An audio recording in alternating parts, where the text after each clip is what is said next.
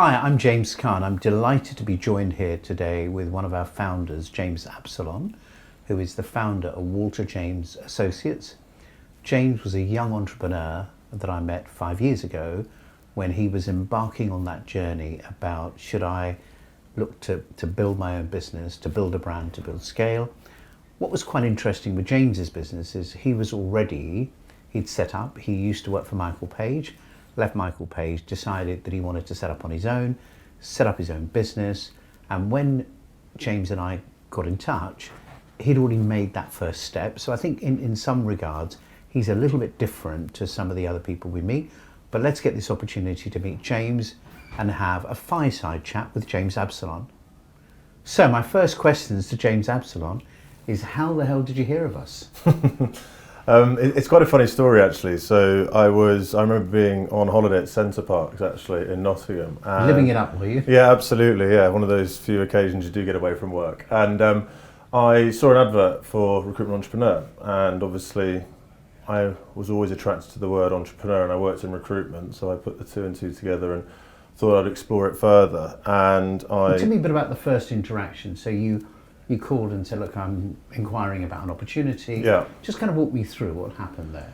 So I think what was really interesting from the first moment I got in touch was that it was all about getting to know me, who I am, what my vision is, what my values are, what sort of business I wanted to build. And it was very apparent very quickly that the types of questions that were being asked were not just around looking at something in a very short-term focus. It was very much around understanding, what do you think is the art of possible with the business you can build. And it was just very clear that the way that the questions were being asked, it was clear that they wanted to help you get to an answer as to whether your big idea or vision was a feasible business idea. And tell me a bit about your background, James. So you started in recruitment where? So I actually started in media sales, where I didn't even get a desk or a seat, and you had to stand up. And I was commuting from Cambridge. We're talking about keeping overheads very low. Yeah, exactly. Yeah, and I was commuting from Cambridge over to Paddington for around, I think, £16,000 a year base salary, which half of that went on my train costs. But obviously, it was the world of being on the phone, speaking to people. The art of selling. And I realised that, I really liked that element of it, but I wanted to do something a bit more relationship driven. And Michael Page came along in Cambridge, which for me at the time was a lot closer to home, and I actually joined them in their finance and accounts business. And it seems like a long time ago now, but I was placing accounts assistants for around £15,000 in Peterborough in Cambridgeshire, which is obviously very different to what I do today. But all jokes aside, it gave me that first taste of being a broker for people's careers and lives, and really understanding what the joys of recruitment can bring from a career perspective. How long were you at Michael Page for? Not as long as most, to be honest. I mean, look, I'll never say a bad word against these big corporates. I think they're a great training ground. I think they give you a good basis of learning around how to do the good basics of the job. But for me, I always felt that I was somebody that wanted to do it slightly differently. And when I say differently, I don't mean, against the grain, but just I think there was a way to be a little bit more bespoke and a bit more specialised around a certain area. And I think you'll agree with me that most successful businesses over the last 10 years have been very specialised and being a real expert in a space. And perhaps I felt that, these bigger corporates at the time were not the best position to really drive something so sort of targeted. But just give me the tenure and what was your performance like from a billing perspective? I was there for about 3.5 years, if I remember correctly, 4 years.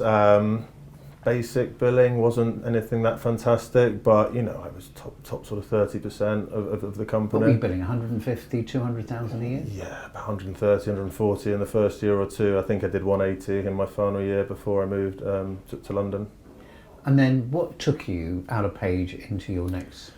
So, as I said, I was doing finance, and I started to learn that there were other opportunities out there. And this was at the time where lots of boutique firms were popping up in London, doing very specific markets. And there was a firm in London that were specialists in accountancy and finance in industry.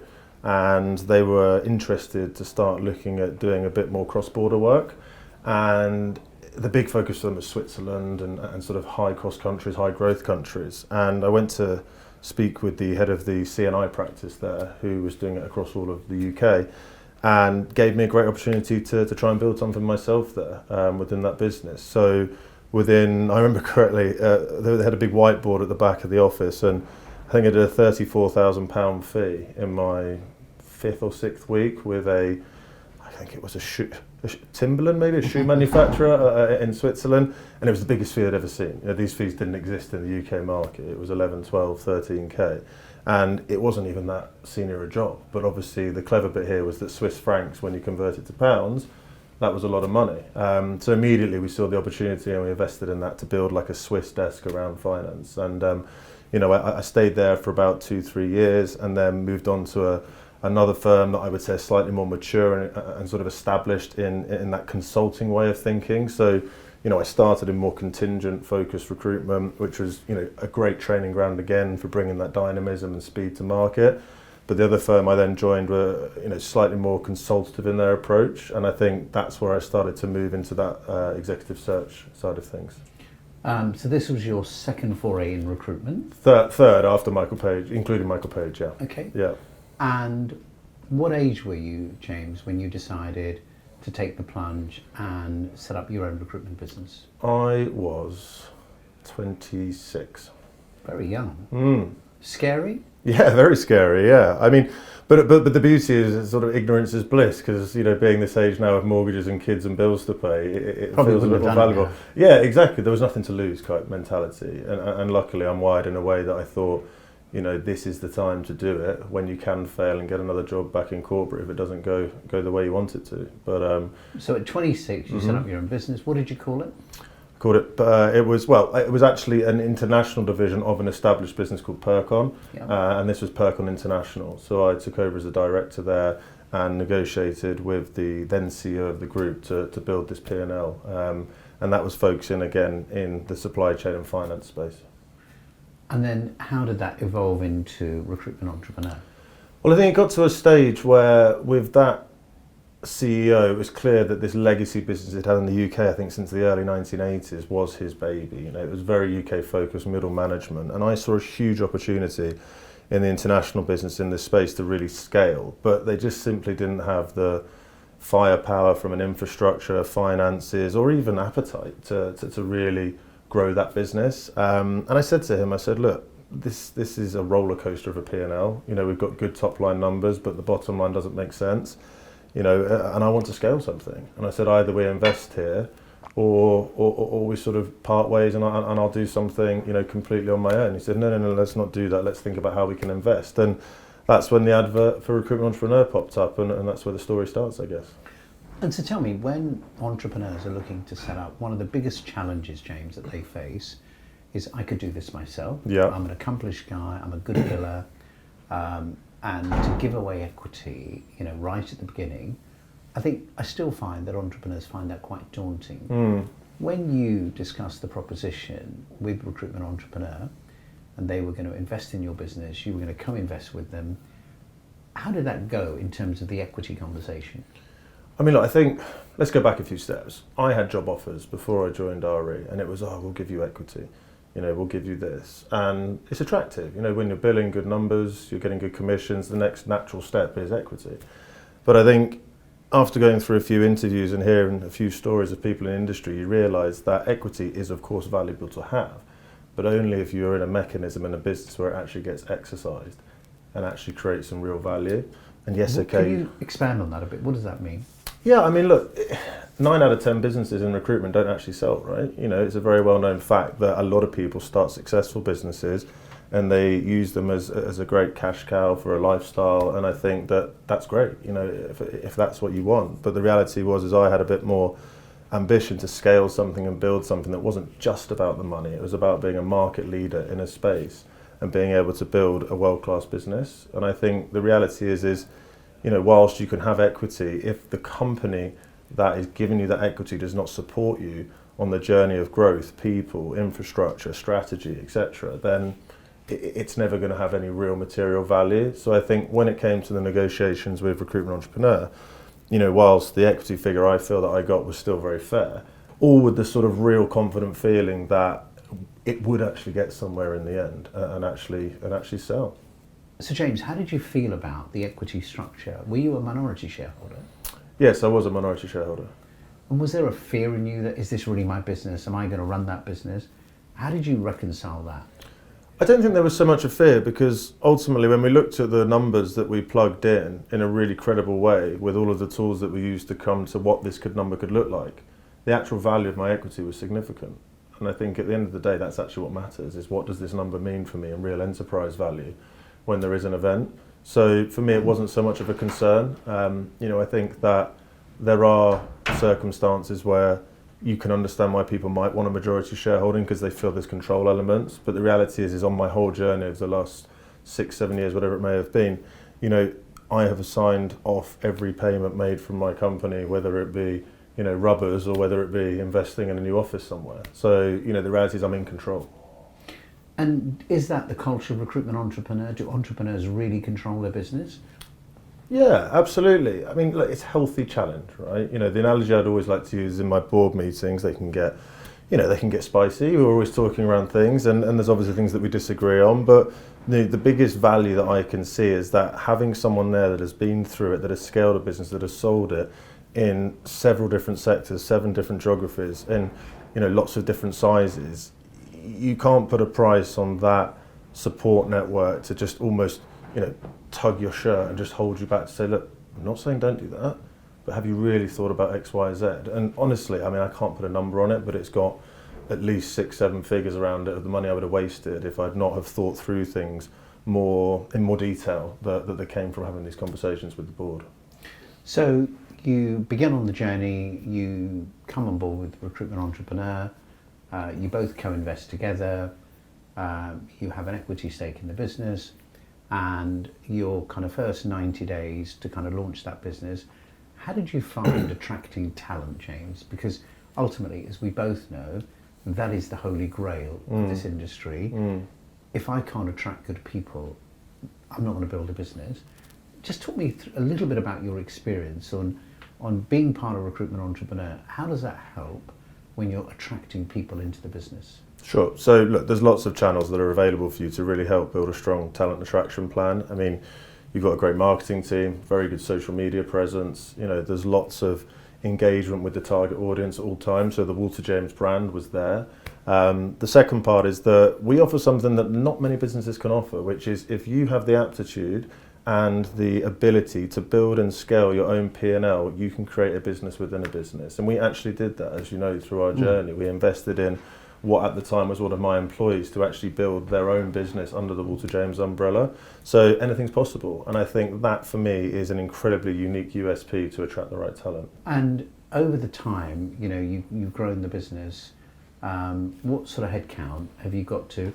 And give me a couple of examples of the type of people that you've been able to attract, as being part of Recruitment Entrepreneur. Sure. Yeah. Look, I'd love to sit here and say that every hire I made was excellent and the right hire, but we all made mistakes. That was part of the journey. I think we didn't struggle to attract people early on, and I think I was quite focused on building as big a business as possible. But I think realistically in my market, what I quickly learned was it was quality of hires that was really important for me, and profit per head. And I think as a portfolio, let alone just Walter James, we have one of the highest PPHs out there. Sorry, what does PPH mean? Profit per head. So that's the sort of performance of each employer within your business. And look, I think for me, it was very much around, sticking to what you're good at and having a great message to the market. I think the one mistake and piece of advice I give to anybody scaling a business is, stick to the areas where you have that mastery. It's very easy to get excited and go, we've won here, we've completed it, let's build another division, And whilst that is entirely possible, if you try and do that too quickly, that's what we did and had a few headcount dips. But then our EBITDA every year has gone up and up, even when we had headcount loss. We've become more profitable, our EBIT conversion, and actually how profitable we are has always increased. So, whilst there were difficulties and we lost headcount, lots of good things were happening in the business. And it's all a learning curve. Sure. And just give me, again, just rough numbers, James, in terms of what was the headcount in year 1, year 2, year 3? Yeah, so year 1, it was myself and one other in a small office in Farringdon where we wore shorts and flip-flops. It wasn't wasn't all that serious, but it became serious very quickly. Then we went to 5 people in year 2. I think it was 8 by the end of year 3. We then spiked to 15 in year 4. And it was then where I feel like that 15 people business it's a real, what's the word I would use? It's a tipping point, because it's big enough that it can create critical mass, but it's also sometimes too big if you don't have the right management and infrastructure. And I think the biggest advice I give as well is I know who I am. I know my strengths and weaknesses. You know, I'm a biller, a commercial individual. I like to go to market. I'm not the world's best manager. I haven't managed big teams. So one of the biggest things the board and I worked at with Recruitment Entrepreneur was, how do we bring in people that can help build teams around us? And I think that's why in the short term we went down from perhaps 15 back to 9, 10, because we were finding it hard to sustain that headcount. But then by bringing in other people to actually help with the skills to grow the business, that's how we achieved further growth. Okay, and just give me a little bit of flavour, James, about your personal billings along the journey. And also, is it common that founders actually bill themselves as well? Yeah, absolutely. I think, look, for me, if you are a biller and a founder, it is even easier to attract talent, because you are on the front line with these people. You are doing everything that you want them to do. And I think there's nothing more inspirational than being able to do that for a potential talent to come in. My first year billing with RE, I think, was £350,000, which was the most I'd ever billed. Second year, 700. Third year, 1.1. Fourth year, 1.3. And I think this year is going to be about 1.8 million. That's incredible, James. Well, and this month in November was the biggest ever. So £325,000 this month I did myself, which was Personal billings? Personal billings, 325, yeah. Wow. I mean, some businesses don't even do that. How is it, James, that you can be, in a small business with 15 people, whilst running the business, managing those people, and maintain that level of billings? I mean, to bill 1.8 million in a year is extraordinary. How is that? How are you doing that? So, look, I'm doing it all myself to an extent, but I've built a very, very strong team underneath me that enable us to handle that volume. So we have a very, very collaborative culture. There's too many recruitment businesses that see themselves as their own P&L, as an individual consultant, and everything they do to create their billings has to be done by them. Whereas the structure and strategy that we've created is that we work with clients, and we then work with different areas of that client, either in the same function or different geography, where everyone has that specialism and we all share the revenue. So for instance, we have big FTSE 100 clients that we might work with, that we would work 6, 7, 8 roles with in a month. I would take a split of each one of those roles and oversee it, but by hiring a strong team underneath it, they're also revenue generating. And it's like compounding with interest, right? You know, the more people you have doing that, the more numbers you can build. Amazing. And as the business grew within Recruitment Entrepreneur, what interaction did you have with other founders, and other CEOs? Were there opportunities for you to share ideas, learn from other people, see what other people were doing who were in a similar position to yourself?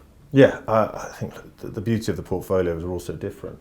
And you've got some low margin, high volume businesses that turn around incredible numbers. You've got higher margin, lower volume businesses like myself. But there's always elements of each other's businesses that we are envious of and that we try and want to be more like. And for me, it's about consistently using that platform to share these ideas. And look, being an entrepreneur is lonely. It's not easy. When I go to sleep at night, I'm obsessing over my problems. And I know many business owners that haven't got backing that do the same, and they've got nowhere else to turn. So I think this community feeling of having other CEOs and as well as the team at RE that have that experience, it's quite a comfort, right, to have that. And tell me a bit about your relationship so who's your principal contact within Recruitment Entrepreneur? So, I mean, Abid as CEO is a key contact for me, because I think anything that is, strategic, significantly will impact the business on a day-to-day basis. Abid is a very hands-on operator in regards to getting involved in the business. I actually find it amazing how he knows so much about all the businesses in the portfolio, because I couldn't do that.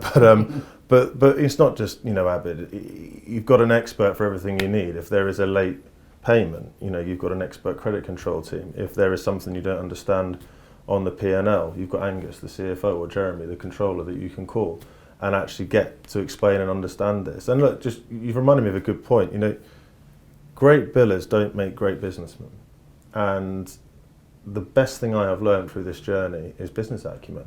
I've now invested in 5 or 6 other businesses outside of this job as an angel, and I wouldn't have been able to have the confidence to do that without learning the skills around balance sheets and P&L management and cash flow and working capital, and actually understanding what the mechanics of a business looks like. So for me, that's also one of the greatest gifts the portfolio has given me, is that skill set there, and you're constantly learning on that. And I think Abid and I joked the other day, we remember the content of my 3rd board meeting when we were 3 months old versus what we discussed last month, and it's very different. Chalk and cheese. Very different, yeah. So you think that the journey has not just enabled you to build your business, but you as an individual, that you have personally developed, you've grown as an individual, as a businessman, as an entrepreneur today? Yeah, 100%. And look, I'm not going to go too emotional about it, but feel free. No, as a mentor. But as a mentor, I mean, like, Abid and I are very close. It's not just a business deal. I use his advice with many things, with things in the family life, decisions you make, everything around how it impacts work. I mean, it really is an all-in type relationship, and I think it's something that I am very grateful for, because at the end of the day, it's not just about can you be successful with these people in business. You spend a lot of time together, and one of the things I'm really proud of about the portfolio is that we only invest in people that share that values and that chemistry, and sometimes people forget about that. They just look at the numbers, they just look at the business, but the reality is, unless they are good people and they work effectively with you, then you're probably going to run into trouble. And I think Abid's been a great custodian around that from a sort of portfolio culture. And in your words, you would say, I mean, it really truly has been a partnership between the two. Yeah, absolutely. And look, there's good days and bad days. It's sometimes frustrating because you feel like you want to learn more and learn more quickly or know more, but the reality is that you learn at a pace and you understand at the pace that's right for you. I think the portfolio gives you the balance of being able to challenge you and give you enough room to maneuver to take a risk, but at the same time it's always there to catch you, if they feel that it's not going to go to plan at that time. And as a founder, that can be a challenge, because you want to be in control of everything, but at the same time, that difference of where my mind was when I first joined around, I need to know everything going on in my business, versus actually I trust the partnership. I know that they know what I'm good at and I know what they're good at, and we've got an agreement and it works. But that takes time. Sure. And what about management fees, James? Obviously, RE provides a lot of support, a lot of backup, the coaching, the mentoring, etc. And every business pays for the services they receive, and that comes through a management fee. What's your experience of that management fee, and do you think it's value for money? Yeah, I think, look, if I'm being brutally honest, I didn't really understand it fully again when I first joined, because the way I did it is I looked, when we're at 20,000, I could have a finance director, HR director. It doesn't work like that. The services you receive for that management fee go above and beyond what you'd ever get for being able to bring those people in individually. And I don't actually think you can put a price on it. The management fee could be twice as much, it could be half as much. I don't think it actually... It's not a fee that I think dictates the amount of service you get, because you have an unlimited amount of service. I've spoken to Abid at 2 a.m. before. I've spoken to him at 4 a.m. when I'm in Asia, and he's always there and he's always available. And going back to that point I said earlier, some of the decisions which one conversation with the management team, which is included in that fee, that were made, probably tipping point of $500,000, good or bad. So how do you put a price on it? Yeah. Okay, that's extremely helpful. In terms of when you first came on the journey with Recruitment Entrepreneur, did you really believe there'd be an exit? Yeah, I think I did. Genuinely, yeah. I mean, I wouldn't have done it, right? I did. I thought there would. I think your involvement and your track record, and knowing that you have built and scaled and sold businesses, that was, to be honest, one of the biggest tipping points for me, because I thought, look, there's an individual here that has shown it can work numerous times over. So I think that was a great confidence booster for me. And then when I saw the management team that were involved and what they'd done, and they'd also been involved in exiting businesses or recapitalizations, whatever it might be, you've got to think, why would they be involved if there wasn't going to be an exit? Because I know you're a busy man, James, and unless there's going to be something from it, then you probably wouldn't do it either, right? So yeah, I did believe it. I think, again, being brutally honest, you want it to happen as soon as possible, because that's why we're all here. Has it taken a couple of years longer than I thought? Maybe. but are we getting extremely more value now because of that? Absolutely, because timing's everything. I think someone taught me that as well. Yeah, absolutely. Yeah, that rings a bell. And tell me a bit about the opportunity. So you were approached by ZRG, a US-based firm, who are in the life sciences business, very similar to yourself. They reached out because some of their clients are synergistic with yours, and they felt that this is one of those potential opportunities where 2 + 2 could equal 5. Tell us a bit about that conversation with ZRG and your experience of that discussion process. So yeah, ZRG are a business in the market that I saw, we're doing a lot of acquisitions, high growth business. As you said, it's clear that there was some synergies between the Walter James business and potentially the areas they wanted to invest in. I think obviously a very US-centric business today, after having now made acquisitions in Europe more recently, you could see that they were hungry for more. Our business, as you said, it seemed an obvious fit for them to generate more revenue and get more of a footprint in some of the markets they see as high growth areas. And I think, life sciences being one of their biggest markets, with the acquisition of Euromedica we did a few years ago, it was an obvious, additional acquisition for them to do, because that brand is very strong in Europe.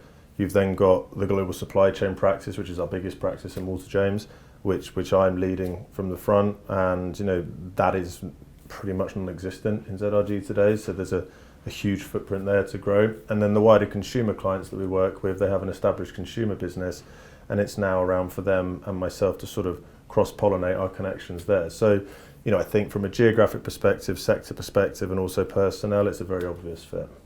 And tell me a bit about because you actually flew out to the States and you met the team at ZRG. Tell me a bit about that. Yeah, it's fantastic. I mean, look, we were Zooming, as everyone was, for a long time. But as we all know, when you're making a decision of this sort of size and importance, it was important for me to get that time face-to-face with these people. And yeah, I flew out to Utah, where the leadership team there were all meeting, and got to speak to the CEO, 2 or 3 of their biggest billers, the COO, their chief revenue officer, the head of HR. So, the crux of the entire leadership team. And, I was just blown away with the sort of mindset and synergies between how my vision works and also the CEO, Larry's, and the wider business. I think that, it's not often you meet another firm that has such a focus on collaboration and really building something that is, fully integrated. Because we, as you know, a lot of businesses, not just in the States, but globally, they're still quite siloed. And the takeaway for me is that there is a lot of scope for growth here with this business. So you went out, you met with the team, you developed a relationship, you looked at the culture, is there a fit? Would my team like to be part of them? Can I see myself working with these people? And certainly from the conversation you and I had when you came back, you felt pretty good. Sure. That this is something that could work. Yeah, I mean, look, it's a bit like growing up as a child. I mean, to me, Recruitment Entrepreneur was my upbringing. It was my parents. It was what got me to I can leave home. Whereas ZRG's model is, very similar, but in a slightly larger capacity. And I think for me, it seems the right time, both from a personal development and professional development, to be able to take that next step. But the beauty is we're all doing it together, so that feels great. And I think with my team, as we all know, we have been challenging, an industry and a level of recruiting and executive search that is historically, dominated by, individuals that have lots of experience. And for us now, we've got a very commercial, bright, ambitious, but also humble team that can go into this business. And nothing excites me more to see my guys that are billing 300,000 knowing they're going to do 700,000 in 2 years' time, and I don't have to just be involved in that. So I think it's not just what it means for me; it's also what it means for the people that have been loyal and come on this journey with me. And how did what was the support, James, like to you in the journey when this was going on? Because this is probably the biggest commercial decision of your life, the financial benefits, etc. What kind of support has RE been to you during this journey when this transaction's been taking place? Well, I think this sounds very extreme saying this, but I don't think we would be a transaction without RE. I mean, again, going back to naivety, you think as long as you've got big numbers and you've got a nice profit, then anyone will want to buy you. But that's probably about 15% of the whole battle. I think the reality is that there are many elements of this whole deal that I didn't even know needed to be done or even existed, let alone how you do it. Give me some examples. So where do we start? So, quality of earnings, in the due diligence around disclosures and warranties, understanding share purchase agreements, understanding tax covenants. I mean, are you bored yet? But again, amazing learnings. I mean, between you and I don't want to go through another transaction for a while. I want to enjoy this one. But, that experience will never go away. And I think, look, all credit to yourself, Deepak, and the wider team at Recruitment Entrepreneur. Everyone was there to explain each element to me, even though sometimes I didn't understand it straight away. And there were times in the deal where I thought this wasn't the right deal, and there are elements of the package I thought perhaps it shouldn't be that way. And after having those conversations with experienced deal makers like yourself and the wider team, you can see the bigger picture. So it's not just about the mechanics of doing a deal; it's about actually what does it take to get a deal done, and I think that's a really important part of it as well. And I mean, this year, James, you'll close the year on, I think it's 1.65 million. Yeah, EBIT, yeah.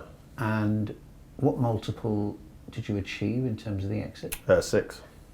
Fantastic. For a search business, that's been around for 5 years. I mean, that is top end of any valuation I've seen.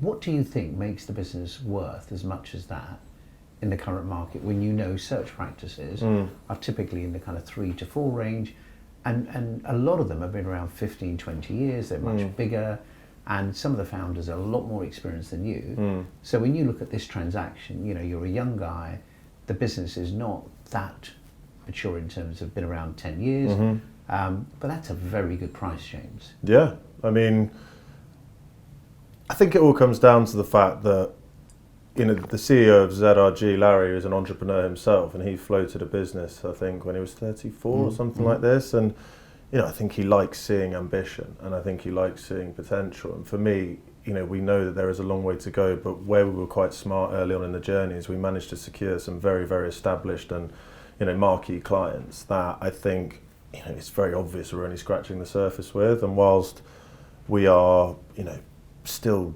generating nice amounts of revenue and profitability, the reality is that the relationships we forged in these clients with the greater firepower that this acquisition brings us, I think there's 400-500% growth in each client, and I think their team know that as well. So for me, it's the runway. That's the word I'm looking for. I think there is huge amounts of runway, and look, we have grown year on year. Through COVID, we had one of our most profitable years, which again, it's worth talking about because a lot of businesses really didn't in our space, but it just shows the strength of those relationships that we've had. And the final piece, I guess, is we go against the grain a bit. We go to market slightly differently. We're not a transactional search firm. We're very business partner in focus. We're coming up with new go-to-market strategies. And I think all of this was also interesting to ZRG to maybe deploy these ideas across the wider business. And what does the deal mean to you personally from a financial perspective? What, the real numbers? Yes. I think about £3 million. So, and what have you earned, James, along the way, would you say? So, in your journey with, so if you take the last 3 years, what's your kind of personal earnings been like? Also, obviously, because we're an equity holder as well, you get dividends as well as your commissions. I think my overall was around 750 a year. So currently, over the last 3 years, you're making 750,000 sterling as an income. And that's made up of a base and a bonus and your dividends. And then on top of making nearly $750,000, that's probably $1 million a year. The exit has a 3 million value that you've created in a space of literally 5 years.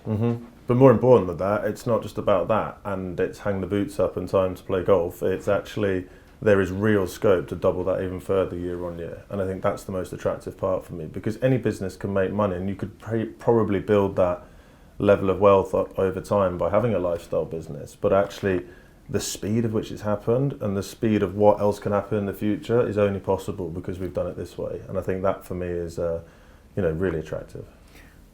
So what's the journey for James Absalom moving forward? You tell me. Who knows? No, all jokes aside, I think, I've got a real focus of what I said earlier. It is focus on where you are a master at. And I know that we have a very strong brand in global supply chain. And I think Larry and I at ZRG have got this vision to build a $30 million global supply chain practice, which is no insignificant number.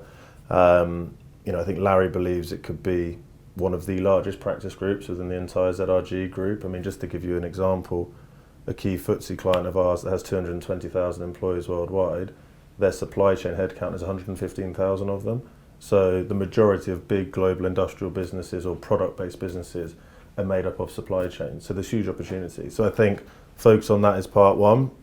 I think the other part is that another really exciting thing about ZRG is that they have a wider suite of services and products. They've acquired a cultural change business, they've got a learning and development business, they've got interim, they've got consulting as well as executive search and recruitment.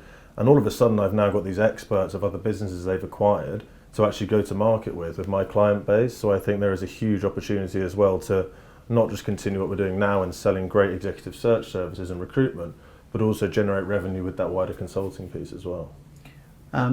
James, if you were giving advice to somebody looking at Recruitment Entrepreneur and say, is Recruitment Entrepreneur the right partner for me? Now that you have gone through the journey, there was a beginning, there was a middle, and now there's an exit. What advice or words of wisdom would you share with somebody potentially looking to partner with Recruitment Entrepreneur? Yeah, I think it sounds cliche, but the old age tale of listen to the people that have been through it before you and listen to the people that have actually got the battle wounds and the scars of what you want to achieve. I was quite arrogant at the start. I thought I knew everything because I was a great biller and I thought I knew everything that I needed to do for this business. And, it wasn't until probably 2 years ago that I realised that that's what was holding me back. It's having that humility to know that actually you don't know everything. You do need to listen. So, listening is key, and it's never been a great skill set of mine. So, so I think that's a big one I would say. And the other one, which is probably most important, is just have that humility to always be learning, because there is so much support in the portfolio that you can pick up on. And like anything, if you immerse yourself in it fully and you really go for the full recruitment entrepreneur experience, then you'll get more out of it. If you just go in doing the basics, then you won't get as much out of it. It has to come from you. Excellent. James Absalom, thank you very much. Thank you. Cheers, James. Cheers.